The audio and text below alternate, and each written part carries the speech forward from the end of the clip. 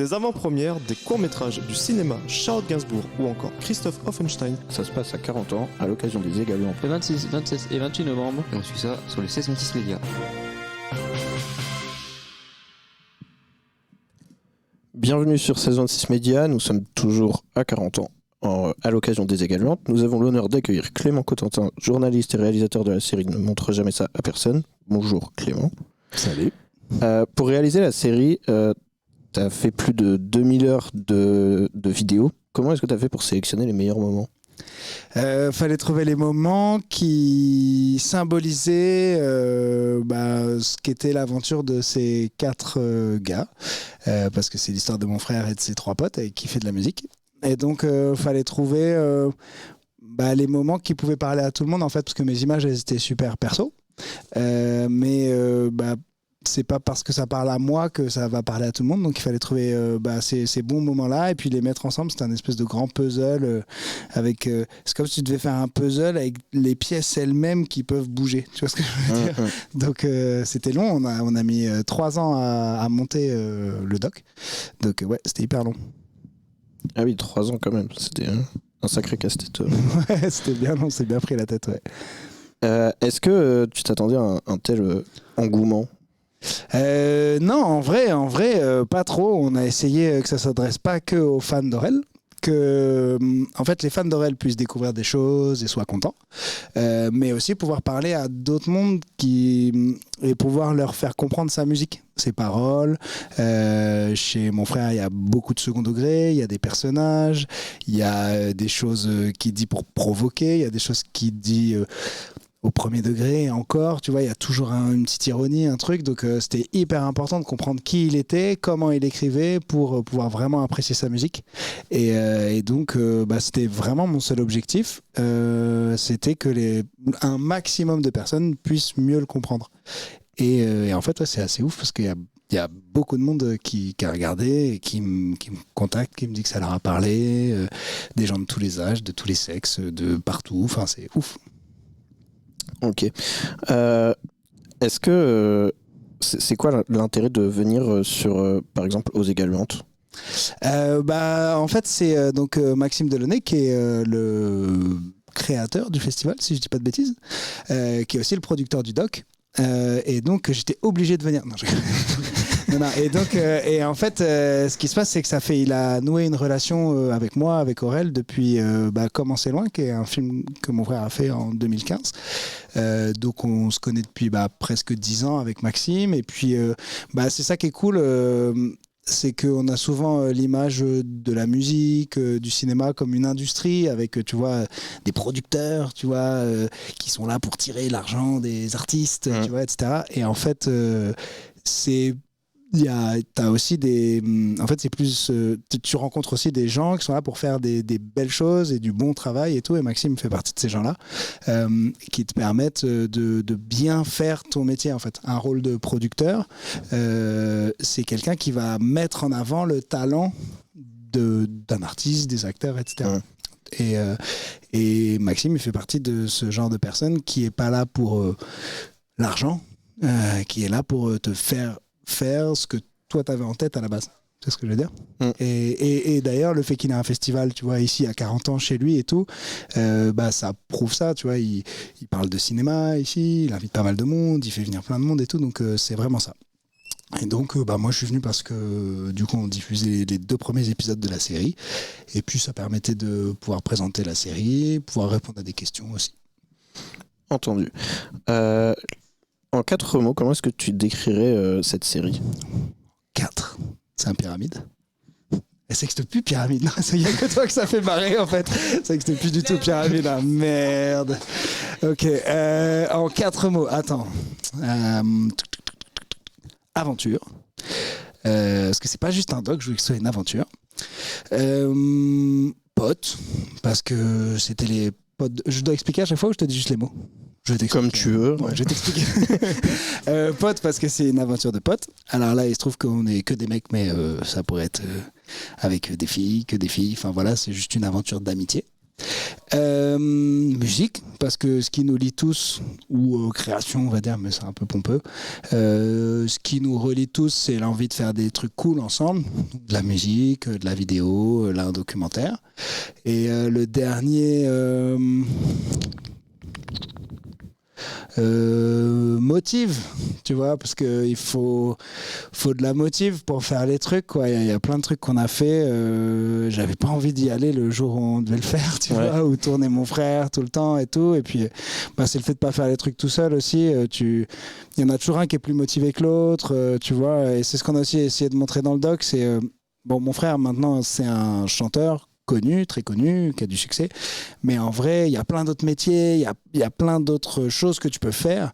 Et en fait, ce qu'il faut, c'est trouver ce qui t'anime toi, ce que tu aimes faire. Tu vois, moi, par exemple, c'est même pas filmer que j'aime bien, c'est monter. Moi, c'est le montage que je kiffe. Et c'est ça, mon premier moteur, c'est d'avoir des images pour les monter, en fait. Et donc, c'est ouf parce que les gens, par exemple, vont peut-être croire que moi je kiffe filmer et en fait non, moi je voulais juste des images pour les monter après pour pouvoir m'amuser à faire des montages. Donc tu sais jamais le chemin que ça va prendre, tu sais jamais pourquoi à un moment t'es arrivé là où t'es arrivé, mais ce qui doit te guider c'est ce que t'aimes faire, quoi. Et du coup, est-ce que maintenant que ça a pris un peu d'ampleur, vous allez continuer du coup quand même à filmer tout ce qui se passe? Alors pas tout ce qui se passe, parce que sinon on va s'ennuyer. Une partie quand même. Non, je rigole. Ouais. Est-ce que du coup toi tu vas pouvoir plus te concentrer sur le montage vraiment et laisser le tournage à d'autres ou non, pas? je pense que pour aller au bout du truc, il faut que ce soit moi qui filme jusqu'au bout, je pense. Okay. Et puis j'ai mis 15 ans à ce qu'ils acceptent que je les filme, tu vois, vraiment, parce qu'au début je me cachais un peu et tout. Donc du coup, je vais continuer à filmer moi. En plus c'est marrant parce que une des premières interrogations c'était est-ce que les gens vont comprendre qui filme, tu vois, que je suis le petit frère et tout, et les gens il y a plein de monde qui a bien adhéré à ce truc-là, donc c'est cool. On va pouvoir, tu vois, aller encore plus là-dedans si on refait des épisodes, quoi. Et du coup, voilà. Ok. Des projets à venir à part continuer à filmer, sortir d'autres épisodes? Là, en fait, du coup, parfois, ça ressemblait un peu à du travail de fiction, la série. Parce que c'était une série, donc c'était des épisodes, donc fallait réussir à garder ce côté aventure, tu vois, donc ça demandait une écriture de scénario. Donc j'ai lu pas mal de bouquins de scénario pour pouvoir réussir à acquérir des techniques pour construire et écrire des histoires. Et donc j'aimerais bien maintenant raconter des histoires de fiction. Et moi, mon premier domaine, c'est le sport. C'est ça au début qui m'a fait aller à Canal, être journaliste et tout. Donc j'aimerais bien écrire une histoire de sport maintenant. Tu vois, quand je te dis il faut faire ce qui te motive, en fait là je vais essayer de combiner mes passions, tu vois. Mais au lieu d'avoir des images d'abord et faire une histoire après, c'est de faire l'inverse. Exactement. Ouais, maintenant je vais essayer de faire l'inverse. Ok. Ton frère il est très attaché à Caen. Ouais, à fond. Est-ce que c'est pareil pour toi? Ouais, grave. Ouais, grave. Alençon, Caen, la Normandie, tu vois, c'est mes grands-parents, c'est mes parents, c'est là où on a grandi, on revient tout le temps. Aurel, il est venu réhabiter près de Caen, donc ouais, à fond. Nous, on kiffe, même si, tu vois, même dans le doc, on se moque un peu de Caen, on dit qu'il se passe pas grand-chose et tout. En vrai...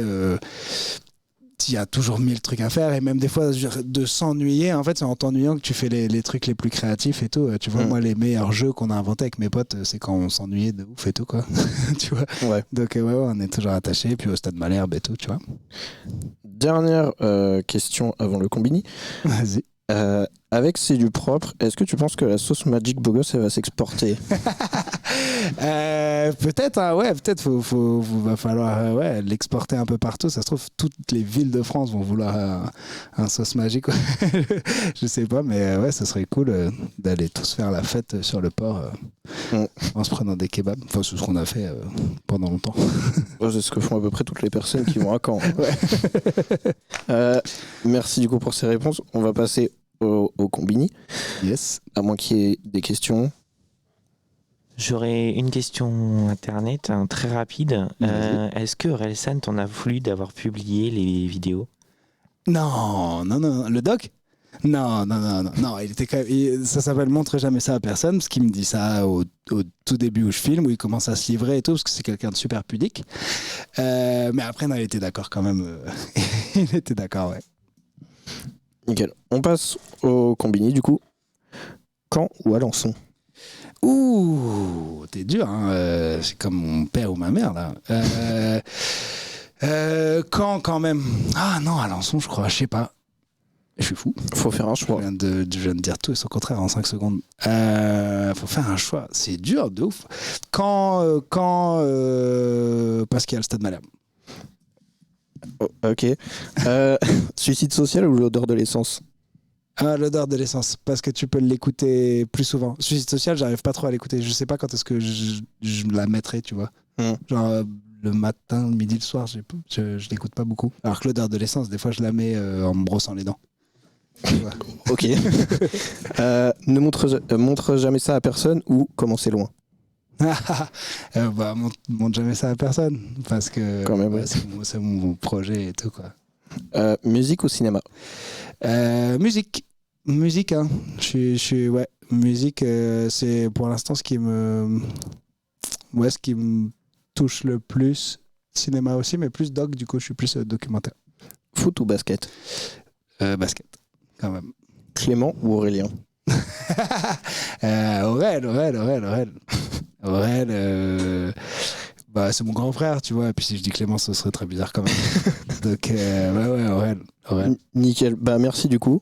Merci à toi. Merci Et à puis, vous. on se retrouve très bientôt sur Saison 6 Média. Des avant-premières, des courts-métrages, du cinéma, Charlotte Gainsbourg ou encore Christophe Offenstein. Ça se passe à 40 ans, à l'occasion des Également. Le 26, 27 et 28 novembre. Et on suit ça sur les 16 Métis Médias.